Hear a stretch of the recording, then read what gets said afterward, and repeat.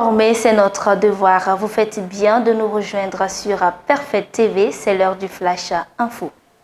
En République démocratique du Congo, les présidents Félix Tshisekedi et Paul Kagame se sont rencontrés au Qatar. Pourquoi faire? Reportage signé France 24.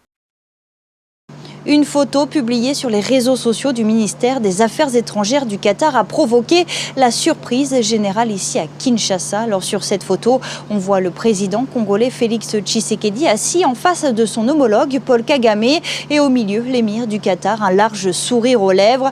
Le chef de l'État de la RDC et celui du Rwanda se sont donc entretenus à Doha en tête-à-tête au sujet du conflit dans l'est du Congo. La porte-parole de la présidence congolaise, Tina Salama, nous a confirmé la rencontre. Alors à l'issue de cette rencontre sous l'égide du Qatar, un bref communiqué a été publié par le ministère qatari. On y apprend que les deux parties se sont engagées à poursuivre des discussions, je cite, pour établir des bases solides pour une paix durable. Les deux parties se sont aussi dites favorables à un cessez-le-feu immédiat et inconditionnel comme convenu lors du dernier sommet de la SADC et de l'EAC. Alors cette rencontre entre Félix Tshisekedi et Paul Kagame était attendue depuis le 15 décembre. L'Angola avait tenté de les réunir lors d'un sommet sans succès. Ce même mardi, le médiateur angolais a tenté d'ouvrir des négociations directes entre les autorités congolaises et le M23. Mais en dernière minute, le M23, soutenu par le Rwanda, a annulé sa participation, affirmant que les sanctions prises par l'Union européenne constituaient un obstacle à ces pourparlers. Retour au plateau en Israël, les familles d'otages accusent Netanyahou de tuer leurs proches à Gaza. Après la reprise des frappes israéliennes intensives sur Gaza, le Forum des familles principales, association israélienne des proches d'otages retenus dans l'enclave palestinienne, a sommé mardi le Premier ministre Benjamin Netanyahou de cesser de tuer leurs proches. Les familles en colère exigent une rencontre urgente avec les autorités et dénoncent une mise en danger des otages.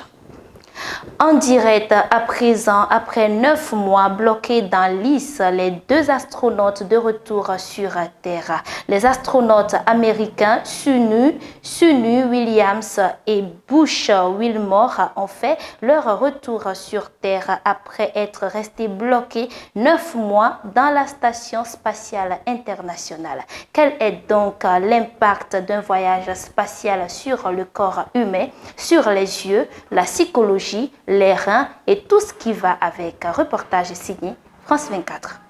Surface du golfe du Mexique. Quelques minutes plus tard, l'appareil est hissé sur un navire. Suni Williams et Butch Wilmore, accompagnés de 2 autres astronautes, posent le pied sur Terre pour la première fois depuis plus de 9 mois.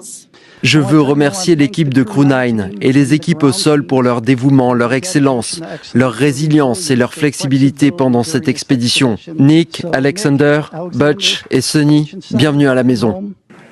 Après un premier examen médical, les 2 astronautes se sont envolés pour le Space Center de Houston au Texas, le début d'1 mois et demi de réadaptation à la gravité terrestre. Un scénario que Suni Williams et Butch Wilmore étaient bien loin d'imaginer le 5 juin dernier. Ce jour-là, ils s'envolent ensemble pour la Station spatiale internationale pour une mission censée durer 8 jours. Mais à cause d'un problème technique sur leur appareil, le Starliner de Boeing, ils ne peuvent remonter à bord.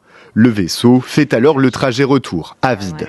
Ils ont prouvé effectivement que d'une mission qui était prévue pour 8 jours, ils ont pu s'adapter pour se fondre dans les rotations normales et donc faire surtout de la science, du support technologique, de la maintenance et même des sorties dans l'espace pour toujours maintenir la station spatiale pleinement opérationnelle.